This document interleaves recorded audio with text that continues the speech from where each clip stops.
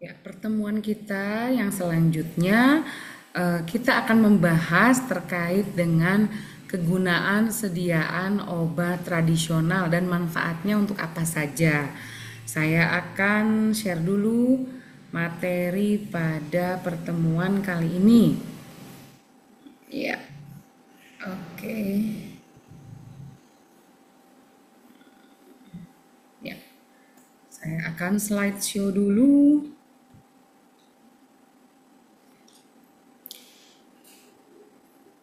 Oke.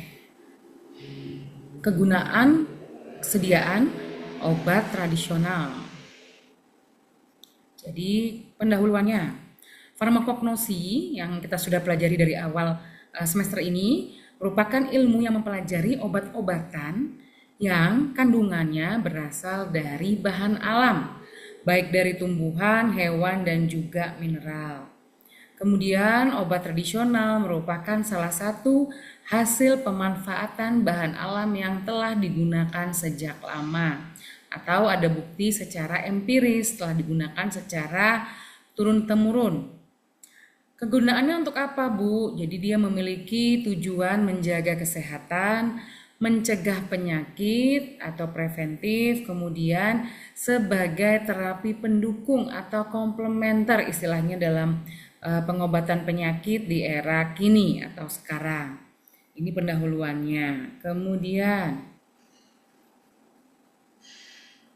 sebentar ya Bapak Ibu, ini sepertinya ada yang ketinggalan.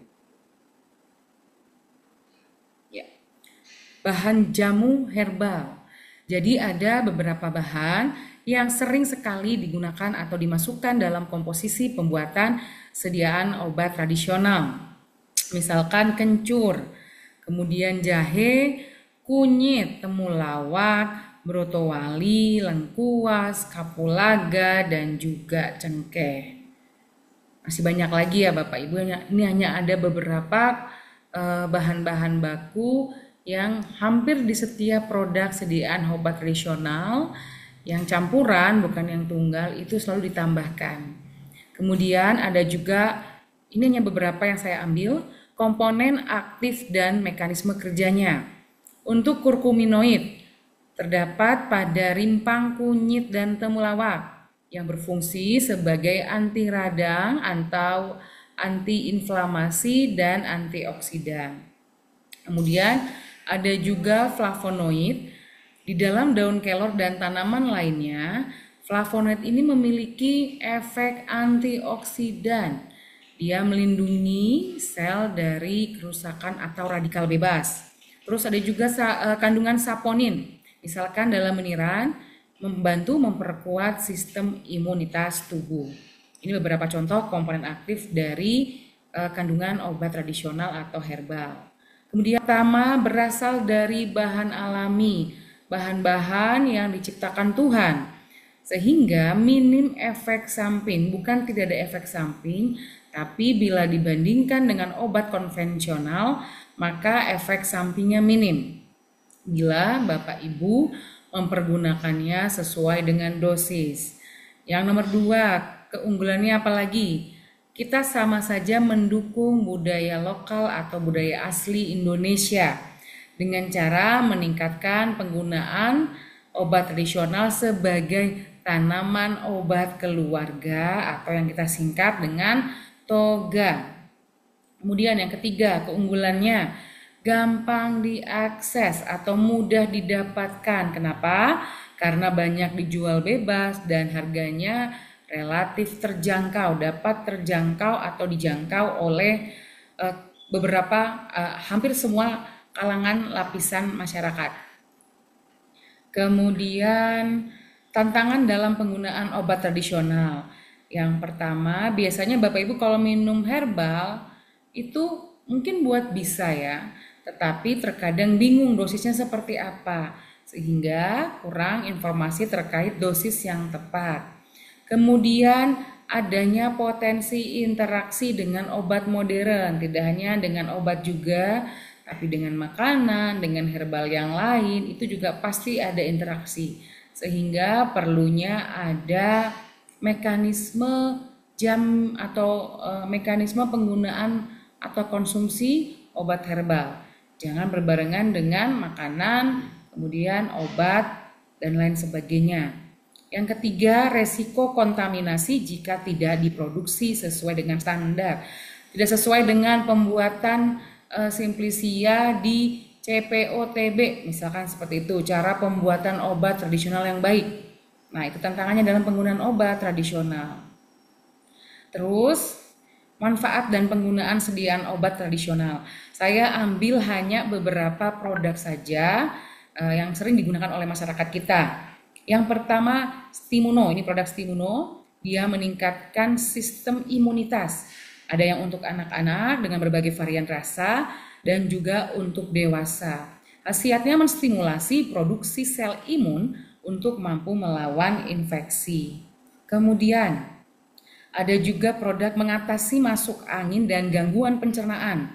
Khasiatnya mengatasi gejala kembung, mual dan juga pusing akibat masuk angin.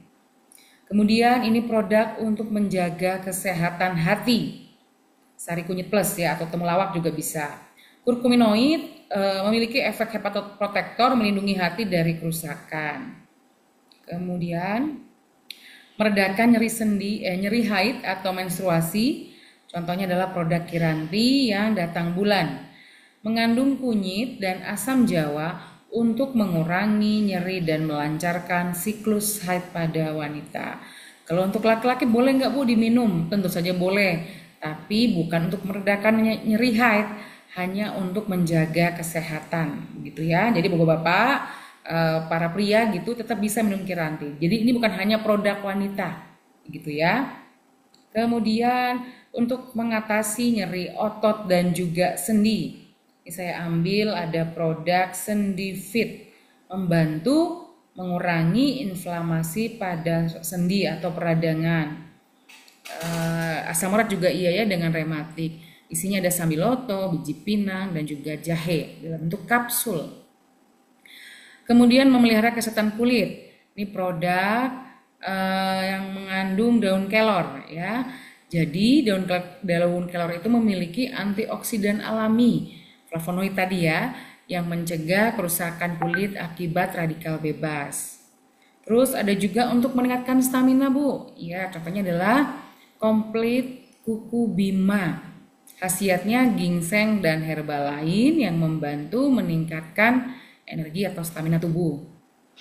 Ada juga untuk mengatasi panas dalam dengan khasiat mendinginkan tubuh dan mengatasi gejala seperti sari awan dan juga sakit tenggorokan. Produknya yang saya dapatkan ada bintang 7 untuk panas dalam yang mengandung jeruk nipis, biji selasi, dan lidah buaya, begitu ya.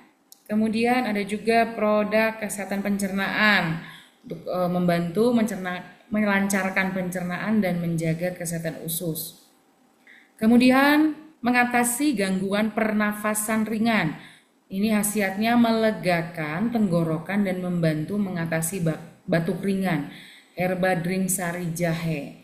Plus tambahannya adalah ini bisa untuk sebagai penghangat panas, apalagi sekarang lagi musim hujan.